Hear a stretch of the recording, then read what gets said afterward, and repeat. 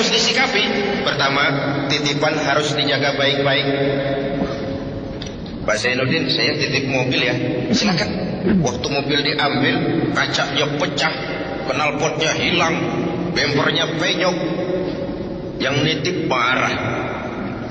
Kenapa tidak dijaga baik-baik?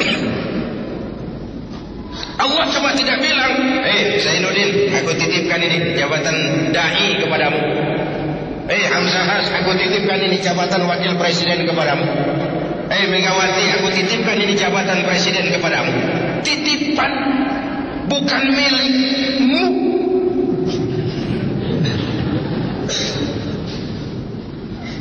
Jangankan jabatan, jangankan harta, ruh yang menyebabkan kita hidup ini sekadar hak guna pakai, tidak punya sertifikat hak guna pakai. Kapan yang punya mau ambil? La haula wala quwata illa billah. Titipan tidak harus dijaga baik-baik. Makanya biarkan presiden jadi presiden, biarkan wakil presiden jadi wakil presiden. Maksudnya apa? Presiden itu tidak punya anak. Yang punya anak Megawati.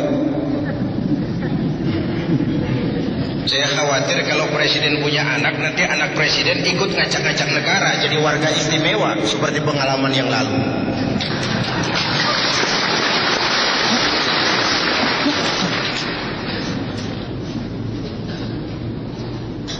Yang kedua, titipan itu tidak boleh bikin orang sombong. Betul? Orang datang ke rumah saya, Pak Zainuddin, titip mobil ya. Bangga. Yang punya mobil pergi, saya petatang peteteng. Woi, ada mobil, bagus. Mobil orang lain, kamu cuma dititipi. Kenapa sombong? Dititipi pangkat, sombong, arogan. Itu bukan milikmu. Titipan, diberikan harta, sombong, itu bukan milikmu. Itu titipan. Kenapa mesti sombong? Inilah nilai dasar keimanan ini. Dan sebagai kader, saya sering bilang kalau pengarahan kepada DPW, kader itu ada 3 macam. Ada kader penerus, ada kader tunggu terus, ada kader terus menerus. Ketiga hal ini mencerminkan kondisi. Ada kader penerus. Nah, ini kondisi sehat, Pak. Demokrasi berjalan di tubuh organisasi.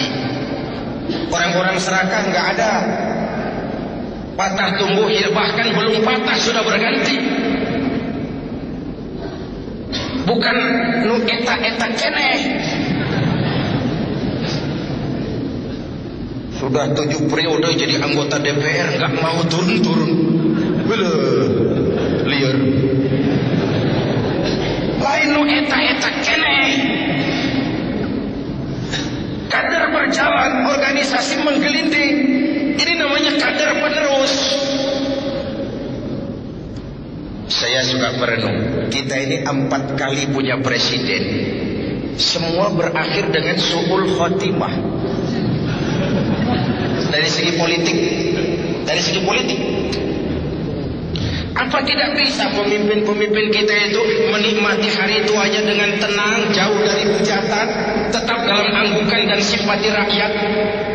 What's wrong? 4 kali punya presiden, semua berakhir su'ul khotimah. Yang 2 kelamaan, yang 2 sebentar benar. Bung Karno 20 tahun mimpin Indonesia, Pak Harto 32 tahun, Pak Habibie 2 tahun, Gus Dur kurang.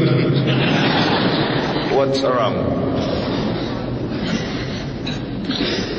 Ternyata memang pemimpin yang baik bukan hanya tidak bermasalah di masanya, tapi tidak meninggalkan masalah sesudahnya. Jangan meninggalkan bom waktu.